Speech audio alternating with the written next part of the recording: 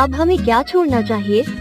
जब मैं 12 साल का था, मेरी माँ मुझे अकेला छोड़कर किसी काम से बाहर चली गई। उसके जाने के तुरंत बाद दरवाजे की घंटी बजी। यह अजीब था क्योंकि हम एक पहाड़ी पर रहते थे और हमारे सिर्फ 2 पड़ोसी थे। हम सब अपने आप में ही रहते थे और हमारे घर पर कोई भी अनजान मेहमान नहीं आता था। कुछ तस्वीरों के फ्रेम सही जगह पर रखे होने के कारण मैं बिना देखे दरवाजे के बाहर देख सकता था। मैंने बाहर देखा तो एक जवान आदमी था जिसे मैं पहचान नहीं पाया। उसने टी शर्ट और जीन्स पहन रखी थी और उसे कुछ अजीब सा लग रहा था, इसलिए मैंने उसे अनदेखा किया और उसके जाने का इंतजार किया, लेकिन वो नहीं गया। वो वहीं रुक गया और फिर से धूम्रपान करने लगा। यह एक सुनसान पहाड़ी है। मैं अकेला था और अब मुझे डर लगने लगा। मैं छिप गया और माँ का इंतजार करने लगा, लेकिन वो चली गई। मुझे कुछ काम थे और मैं उस आदमी को देखे बिना फोन नहीं लगा सकता था। जब मैं ये समझने की कोशिश कर रहा था कि क्या करूं, तभी मेरी माँ घर आ गई। वो दौड़कर आई और पूछा कि क्या मैं ठीक हूँ। जाहिर तौर पर उसे अचानक घर जाने की इच्छा हुई। उसने अभी तक अपना पहला काम भी नहीं किया था, लेकिन तुरंत वापस मुड़ गई। हमारे आंगन में उस आदमी को ढूंढा और उससे पूछा कि उसे क्या चाहिए। मुझे लगता है कि उसने किसी को ढूंढने या कुछ ऐसा ही कहने के बारे में कुछ कहा और मेरी माँ ने उसे जाने के लिए कहा। वो बहुत अजीब हरकतें कर रहा था और मेरी माँ को परेशान कर रहा था। मुझे आज तक नहीं पता कि वो क्या चाहता था और मुझे नहीं पता कि मेरी माँ को घर आने का कैसे पता चला।